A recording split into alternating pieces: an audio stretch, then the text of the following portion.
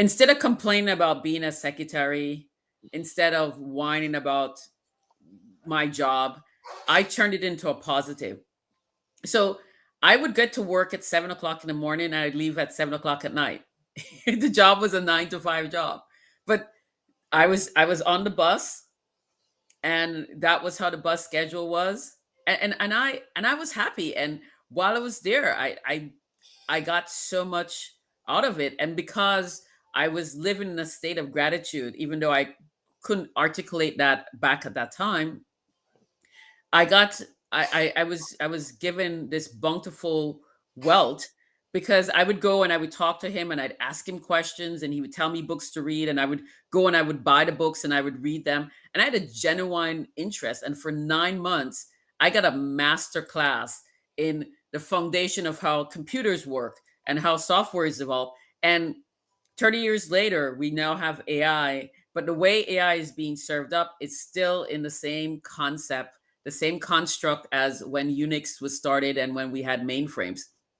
So that's been incredible. And because I was interested, genuinely interested in what he was showing me and teaching me, he was very generous with his knowledge. I don't know that he would have been that way with somebody else if there wasn't that level of interest. And I don't know anything about this computer thing, but let's try it out.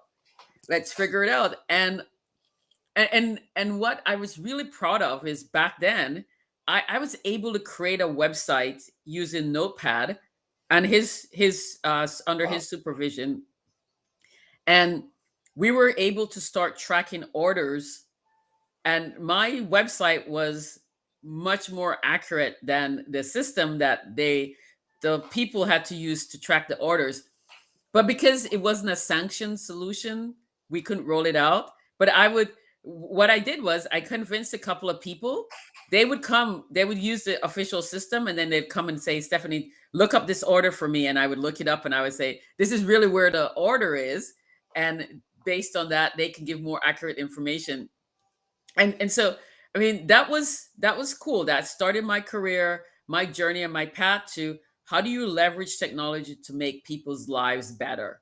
And I did it mostly in corporate environments. Tough. After that, I was a boutique consultant. Let me Work. interrupt you. Let me interrupt you really Yeah. quickly, because I want to ask you about that. I have a question that I know I want to ask you next Okay. about that consulting, because you kind of Okay. showed me some interesting things. But I want to touch on this point that really excites me about what you just shared with us, and it's that you not only were you like excited and genuinely engaged, and when a student is genuinely engaged, it's really easy for a teacher to get excited, because the teacher has the knowledge, and the reason they're teaching is because they want to share it. But when there's not like a good receiver there, it's like, oh, this fucking sucks, they don't care. But when you really have people that are engaged, it's like, this is what I'm here. So you had that scenario, and then you had the like kind of stumbling block of like, well, this isn't a sanctioned solution. You created something, but we don't get to see it fly. But you still were able to gain, and this is something that I think is really important in training and development, whether it be others or yourself. You still were able to gain that earned confidence of, no, no, no, I did something here that was better than, whether or not it went all the way and was used, this was better than what was otherwise being used. And even though you didn't have that formalized training, you were able to take that and put it as a part of yourself without this, these not good enough complexes that lots of people have when they don't do things traditionally. Yeah. And you had that earned confidence to say, oh no, I really do know some shit here.